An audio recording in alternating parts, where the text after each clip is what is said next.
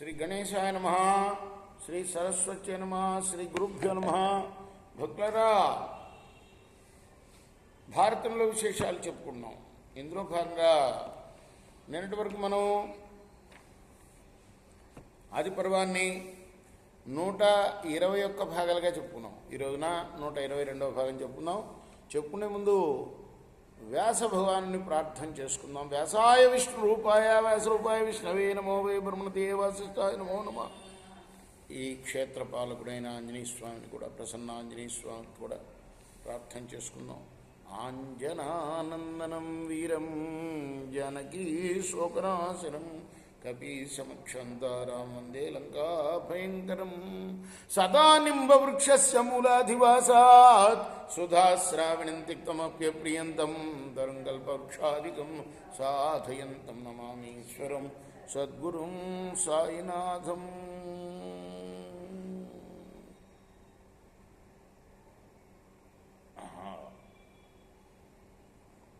ఎక్కడున్నాం మనం? ఒకరోజు గ్యాప్ వచ్చింది. నిన్న మహాశివరాత్రి, అప్పుడే మర్చిపోయినాం సబ్జెక్టు.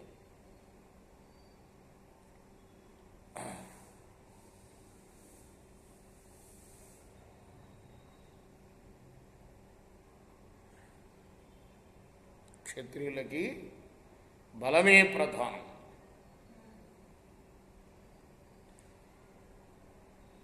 అటువంటప్పుడు హీనక్షత్రియుడైనప్పటికీ వాడితో పోరాడాల్సిందే.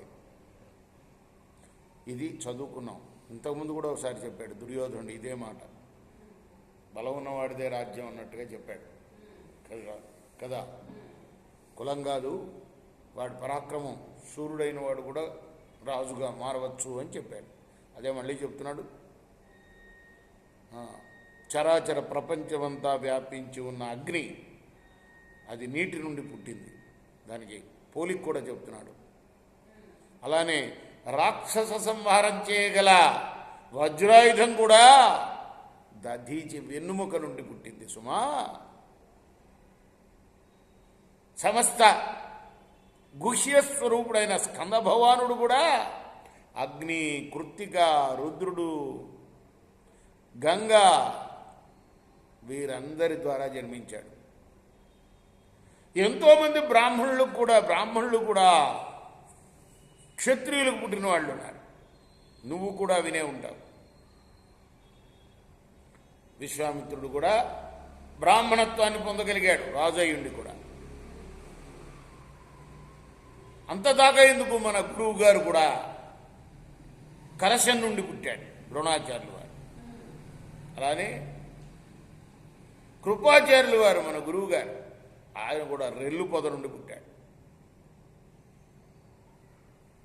అలానే అంతెందుకు, మీ సంగతి చెప్తా విను. భీమసేన, మీరందరూ ఎక్కడి నుంచి పుట్టారు తెలుసు కదా.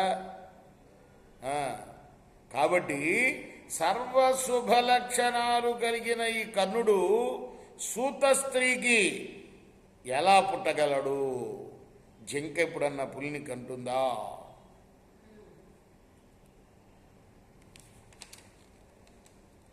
సూర్య తేజస్కుడై, క్షత్రియ గుణ సంపన్నుడై, యుద్ధానికే అలంకారమైన సూర్యుడైన ఇటువంటి వాడిని సూతుడు అనటానికి వీల్లేదు. తన బాహుబలం వల్ల మా దేశాలని శిరసావహించి సిద్ధపడ్డ నాలాంటి, నాతో సమానుడు ఈ మిత్రుడు, ఈ అంగరాజు ఈ దేశానికే కాదు నాతో సమానుడు. కాబట్టి సమస్త భూమండలానికి కూడాను రాజు కాదగినవాడు. ఎవరికైనా నేను చేసిన పని, చేసిన పని ఏంటి, అంగరాజ పట్టాభిషేకం చేశాడు కదా, ఇది నచ్చకపోతే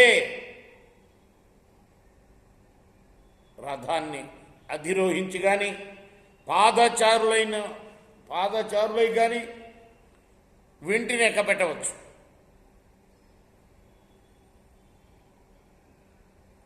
ఈ మాట అనగానే రంగస్థలం అంతా కూడాను సుయోధనుణ్ణి అభినందించింది ఆ మాటలకి. మళ్ళీ యుద్ధం జరుగుతుందని హాహాకారాలు చెలరేగాయి. అప్పుడు సూర్యుడు అస్తమించాడు. ఇంతవరకు ఆ రోజుకి అయిపోయిందన్నమాట. ఆ తర్వాత కర్ణుడి యొక్క చేయి పట్టుకొని ఆ రంగస్థలం నుండి దుర్యోధనుడు బయటికి వెళ్ళిపోయాడు. అంటే సూర్యాస్తమయం తర్వాత ఇంకా యుద్ధాలు ఉండవు కదా. అది పాండవులు కూడా ద్రోణుడితో, కృపునితో, భీష్మునితో కలిసి వెళ్ళిపోయారు. వాళ్ళు కూడా ప్రేక్షకులుగా ఉంటారుగా. వాళ్ళు కొందరేమో అర్జునుడి గురించి, కొందరు కర్ణుడి గురించి, ఇంకొందరు దుర్యోధనుడి గురించి మాట్లాడుకుంటూ వాళ్ళు కూడా బయటికి వెళ్ళిపోతున్నారు. కుంతి మాత్రం దివ్య లక్షణాలతో కనిపిస్తున్న కర్ణుణ్ణి తన కుమారుడిగా గుర్తించింది ఆమె. దాంతో ఆమె పరమానందపడిపోయింది. రాజా, ఎవరు చెప్తున్నారు ఇదంతా? అప్పుడప్పుడు గుర్తుపెట్టుకోవాలి. వైశంపాయన ముని జనమేజయ మహారాజుతోటి ఆయన యొక్క పూర్వీకుల చరిత్ర భారతాన్ని చెబుతున్నాడు వ్యాసుడి యొక్క ఆదేశానుసారం. ఓ రాజా, జనమేజయ మహారాజా, కర్ణుడి చేరిక తర్వాత దుర్యోధనుడు కూడా అర్జునుని కారణంగా కలిగిన భయం అంతా కూడా అంతరించిపోయిందయ్యా. కర్ణుడు కూడా ఆ దుర్యోధనుడితోటి ప్రేమగా వ్యవహరిస్తున్నాడు. అలానే కర్ణుడితో సమానమైన వీరుకాడు భూమి మీద లేడు అని ధర్మరాజు కూడా భావించాడు. ఇక్కడ ఆపుతాం ఈ రోజుకి. రేపు కొనసాగిద్దాం. కృష్ణార్పణమస్తు.